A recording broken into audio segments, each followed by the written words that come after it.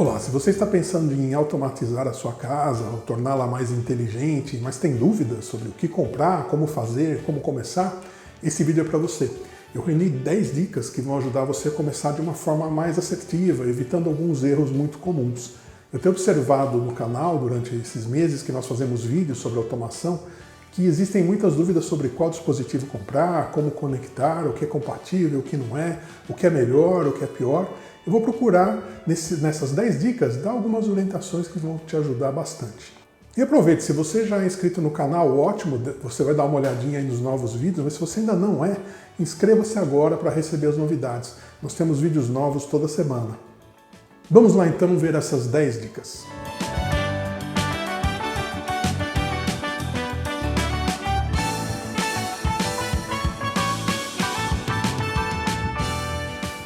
Bem, nós dividimos essas dicas em 3 partes. São 4 dicas antes de você começar, depois 3 dicas para a escolha dos dispositivos e mais 3 dicas para instalação e manutenção. Vamos então à primeira dica. É isso, a primeira dica é planejar, definir o que você quer fazer, definir as tecnologias que você quer usar. Não adianta você sair olhando sites na China ou revendedores aqui no Brasil de equipamentos inteligentes e sair comprando equipamentos sem pensar no que você quer fazer. Devo utilizar uma tecnologia Wi-Fi? Devo ir para o lado Zigbee, talvez? Devo pensar em automatizar primeiro a iluminação, ou um ar-condicionado, ou cortinas? Ou vou trabalhar com automação dos meus dispositivos, como televisão e outros? Tudo isso é muito importante para que você possa começar. Dê uma olhadinha inicialmente nas tecnologias. Eu vou deixar um card aqui de uma playlist sobre tecnologia Zigbee, por exemplo, que é uma opção à tecnologia Wi-Fi. Então é importante você conhecer para decidir por onde você vai começar. E comece a pensar desde já. Eu vou trabalhar com a iluminação inicialmente? Eu devo trabalhar interruptores? Devo trabalhar lâmpadas? Qual a tecnologia que eu devo utilizar? É muito comum as pessoas muitas vezes misturarem as coisas, né? Eu compro uma lâmpada inteligente e compro um interruptor inteligente. Eu não preciso dos dois, é um ou outro. Será que eu uso as lâmpadas das luminárias, nos abajures e uso os interruptores para as luzes de teto, por exemplo? Posso utilizar componentes mais baratos de um lado e componentes mais sofisticados de outro? Vai depender muito do que você quer fazer. Então pense naquilo que você quer fazer. Isso é a primeira dica. E aí vem a dica número 2 nessa mesma linha, que é pesquisar. Antes de fazer qualquer coisa, pesquise. Eu gostaria de automatizar, por exemplo, o meu interruptor desse quarto aqui. Bem, qual a melhor marca? Pesquise na internet, veja reviews. Aqui no nosso canal nós temos reviews de várias marcas. Você vai encontrar outros canais especializados em automação residencial fazendo reviews de um monte de fabricantes, de um monte de tipos. Você tem várias possibilidades. Então pesquise, veja preços, é muito importante, qualidade desses fabricantes. Olhe os sites de venda, seja na China, seja aqui no Brasil. Veja o que esses fabricantes oferecem. Você tem muitas vezes a loja oficial dos fabricantes no site chinês que te ajudam a escolher os melhores produtos ali entre várias opções que você vai ter. Então sempre procure um review. Antes de comprar qualquer coisa, olha na internet e veja como foi instalado, como não foi. Muitas vezes você não vai encontrar um review aqui no Brasil. Já aconteceu comigo de eu encontrar um review somente na Rússia, por exemplo. E aí você tem que falar, poxa, mas eu não vou entender nada do que ele está falando lá. Mas não é esse o objetivo. Você vai ver como é instalado, você vai ter uma ideia mesmo que você não entenda. Agora tem muita informação disponível antes de você tomar qualquer decisão de compra de qualquer dispositivo. Então pesquise. E a terceira dica, que é mais ou menos o que eu já estava falando, é você começar pequeno, é montar um projeto piloto. O que é um projeto piloto? Não é você falar, bom, vou automatizar minha casa inteira. Então eu vou precisar de 15 interruptores, 30 lâmpadas, vou precisar de 50 tomadas. Não, calma, começa um projeto piloto. O que eu vou automatizar nesse cantinho aqui, nessa sala, nesse quarto? Eu vou trabalhar luz de teto com o interruptor, vou trabalhar uma luz ali auxiliar usando uma tomada, talvez, que é um componente barato e já te ajuda a começar esse processo de automação. Ou vou utilizar, talvez, um dispositivo como um Sonoff Mini, um dispositivo que é embutido em algum lugar, aproveitando a instalação que eu já tenho. Então comece um projeto piloto. Né? Então naquela linha da primeira dica, né? Planeje o que você quer fazer, Pesquise o que existe para fazer e comece pequeno. Comece com um cantinho, comece com um quarto, comece com uma sala, que é o chamado projeto piloto. Lá você vai aprender. Lá você vai cometer alguns erros, lá você vai ter alguns acertos, lá você vai ser obrigado a ir atrás de informação e você vai aprender muito. Ainda antes de começar, a quarta dica é a infraestrutura. Cuide da infraestrutura. O que é isso? Dentro desse planejamento que a gente falou, dentro dessa pesquisa e tudo mais, você vai ter componentes que trabalham com Wi-Fi ou, eventualmente, componentes que trabalham com uma rede Zigbee. De qualquer forma, você tem que garantir um bom sinal dessa rede para que atinja esses componentes, para que eles trabalhem bem. Por exemplo, se a gente tem em casa somente aquele roteador que veio com a operadora, que ele é mais fraquinho, ele fica embutido dentro de uma estante, o sinal dele não vai muito longe. Muitas vezes, se eu for automatizar algo mais distante dentro da casa, que passe algumas paredes, eu vou ter problemas para que esse sinal chegue adequadamente aos dispositivos, aí eles não vão funcionar, ou vão funcionar de forma intermitente. Existem comentários aí em vídeos que a gente fez sobre interruptores, depois dei uma olhadinha, de pessoas que só conseguiram resolver problemas que aparentemente eram defeitos do dispositivo a hora que melhoraram o seu sinal de Wi-Fi. Então é muito importante você pensar nessa infraestrutura antes de começar. Então talvez o seu projeto piloto tenha que ser feito no local próximo do roteador. É uma dica para que você tenha sucesso nas suas primeiras tentativas. Depois que tudo funcionar bem e você for automatizar uma área mais distante, e aí você perceber que o sinal ali não está adequado, você tem que tomar alguma medida, ou um roteador mais forte, ou um repetidor, ou se você estiver utilizando uma rede Zigbee, colocar o hub Zigbee mais próximo desses dispositivos. Existem diversas estratégias de infraestrutura que você pode tomar para evitar problemas com esses dispositivos, para que eles funcionem adequadamente e que seu projeto dê certo. Bem, vamos para a segunda parte das nossas dicas, a escolha dos dispositivos. A primeira dica é preste atenção nas especificações. Às vezes a gente vai comprar um componente, já aconteceu comigo. Comprei, chegou no Brasil, era 220. Eu falei, nossa, mas eu não pedi 220.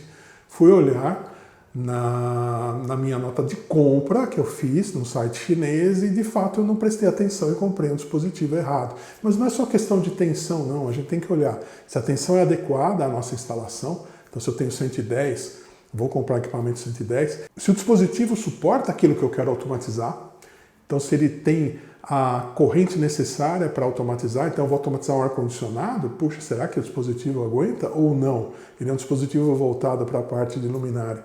E mais do que isso, né? O que mais que a gente tem que prestar atenção também? Existem dispositivos, e muitas vezes são aqueles mais caros, como câmeras de segurança e outros, que são feitos para o mercado chinês e outros para o mercado global.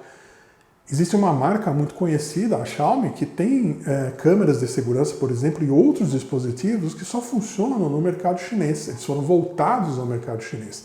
E eles têm, muitas vezes, o mesmo produto para o mercado global. Qual que é a diferença?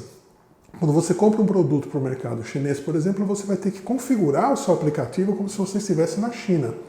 Até aí nenhum problema, é uma questão de mudar o país e tal. O problema começa quando você tem outros componentes do mesmo fabricante. Então, se você tiver um componente global e um componente chinês, na hora que você muda o país, esse aqui some. Aí você volta para o Brasil, o chinês some e esse aqui aparece, o global aparece de novo. Então, você não consegue interagir com esses dispositivos. Então preste muita atenção nessas especificações e a questão de compatibilidade. E aí nós vamos para a dica número 6, que é não misturar muitas marcas, principalmente no começo.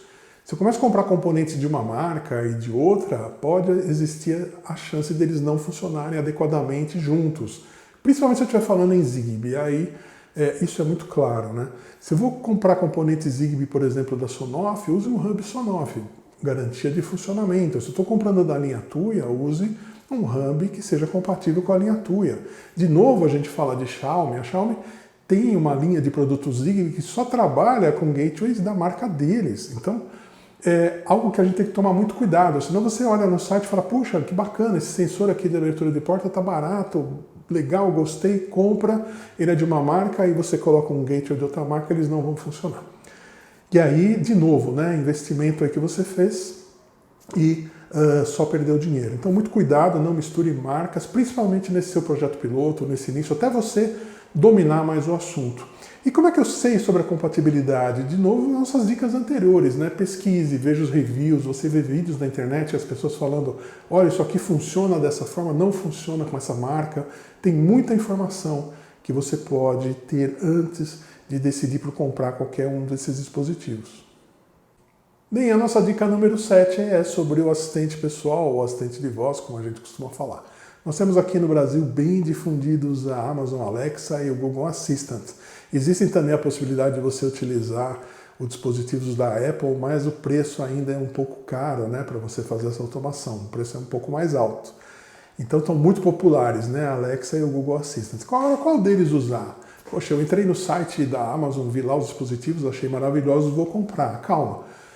Embora a gente tenha aqui na descrição do vídeo o link para eles, você pode ver os preços, eles são fantásticos. E você também tem uma disponibilidade muito grande aí de equipamentos Google, não tão grande talvez quanto os da Amazon, mas eles estão disponíveis para você comprar. Mas antes de comprar, qual é a minha dica? Use o seu smartphone. No seu smartphone você tem o aplicativo do Google Assistant, o Google Home, e você tem o Amazon Alexa também para o seu celular. Então, durante o seu projeto, antes de decidir pela compra de um equipamento para o seu assistente, use e teste no seu celular. Veja como ele se comporta no seu ambiente, veja qual que você gosta mais. Tem muita coisa que é questão, aliás, de adaptação, de gosto. Então, teste o Google Assistant, teste o Amazon Alexa antes de comprar qualquer equipamento, usando o seu smartphone, usando os aplicativos. A hora que você tiver certeza de qual você gostou mais, qual se adaptou melhor, aí sim, compre os dispositivos Echo da Amazon ou compre um dispositivo Nest da Google. Enfim, você vai tomar a decisão de uma forma muito mais acertada depois de fazer o teste com o seu smartphone. Bem, vamos para a terceira parte das nossas dicas, que é a instalação e manutenção. E a dica número 8, que é procure ajuda do especialista. Isso se você não tiver conhecimento. Talvez você vá mexer pela primeira vez numa instalação elétrica, você olha a especificação daquele componente, puxa, eu vou precisar de um fio neutro que não está ali disponível na minha tomada, não está disponível ali no meu interruptor, vou ter que puxar um fio. Como eu faço isso? Não tente fazer sozinho se você não conhece. Procure um eletricista profissional, procure ajuda. Por isso, de novo, a gente volta lá nas primeiras dicas, né, que é planejamento.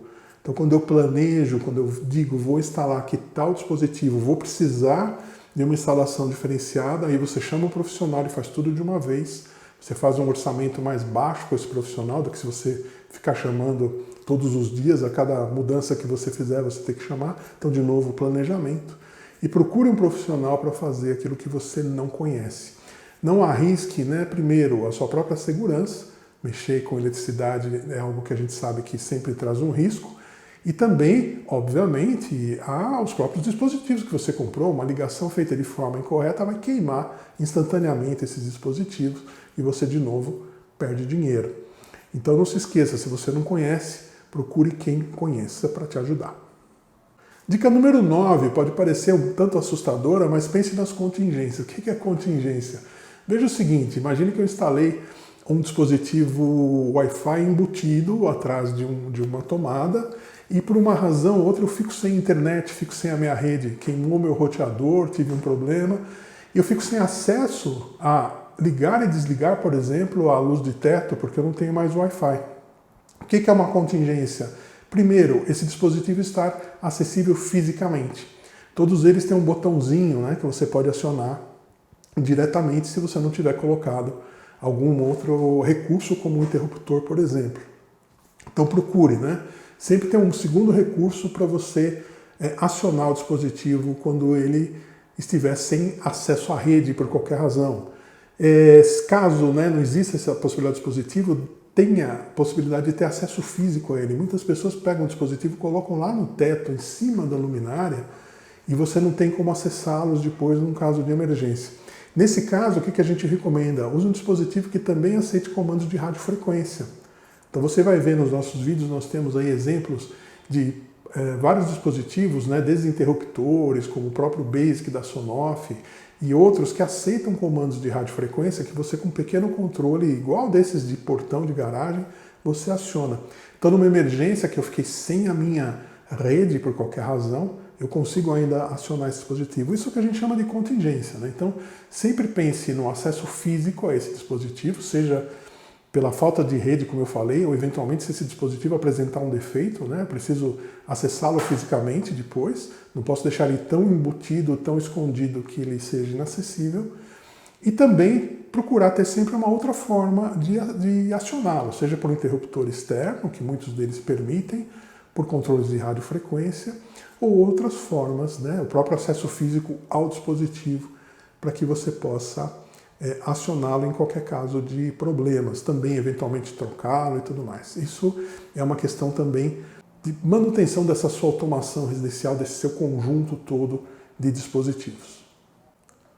E a nossa dica número 10 e última é aprender com os seus erros. Você vai errar, eu errei, todo mundo erra. Você vai comprar uma coisa errada, você vai fazer uma ligação que não vai funcionar, você vai fazer algo que não vai ficar como você gostaria, mas qual que é a mensagem aqui? Aprenda com esses erros.